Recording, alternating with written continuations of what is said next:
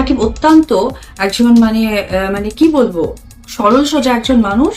এই সরল সোজা মানুষকে উনি যা তা ওনার মতো করে ইউজ করতে পেরেছে। ঠিক আছে, সাকিবকে ইউজ করতে পেরেছে সাইনবোর্ডের মতো।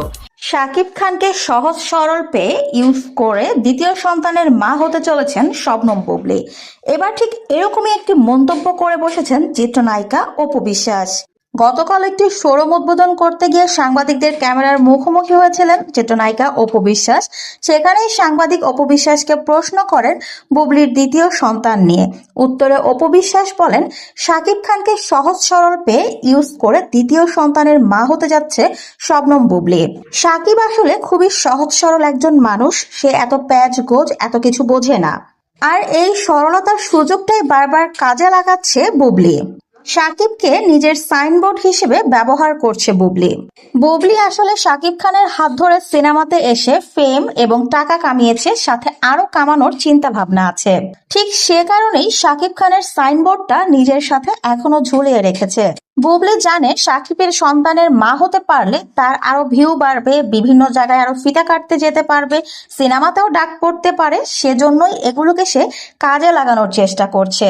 আসলে শাকিব খান বরাবরই খুবই সহজ সরল এবং ভালো মনের মানুষ। অনেক প্যাচ গোজ অনেক ঝামেলা শাকিব বোঝে না। শাকিবকে সরল মনে যা বলা হয় শাকিব সেটাই বিশ্বাস করে। আর এই সুযোগটাই প্রথম থেকে কাজে লাগাচ্ছে বুবলি। বর্তমানে কিন্তু বুবলির সাথে শাকিবের কোনো সম্পর্কই নেই, কিন্তু শুধুমাত্র শাকিবকে সাইনবোর্ড হিসেবে ব্যবহার করার জন্য এত কিছু করছে বুবলি। কারণ বুবলি জানে শাকিবের সাইনবোর্ড যদি বুবলির পাশ থেকে সরে যায় তাহলে আসলে বুবলি বিগ জিরো।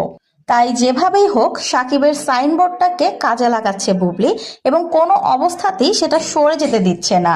বুবলি আসলে অনেক চালাক এবং ধুরন্ধর একটা মেয়ে। শাকিবকে সিঁড়ি বানিয়ে এতটুকু উপরে উঠে এসেছে এবং ভবিষ্যতেও শাকিবকে সিঁড়ি বানিয়ে চলার পরিকল্পনা করছে। অপু বিশ্বাস আরো বলেন, সত্যিকার অর্থে শাকিবের জন্য খুবই দুঃখ লাগে। শাকিবকে ঘিরে এত ষড়যন্ত্র এত চালাকি করা হয়, কিন্তু ব্যক্তিটা আসলে কিছুই বুঝতে পারে না।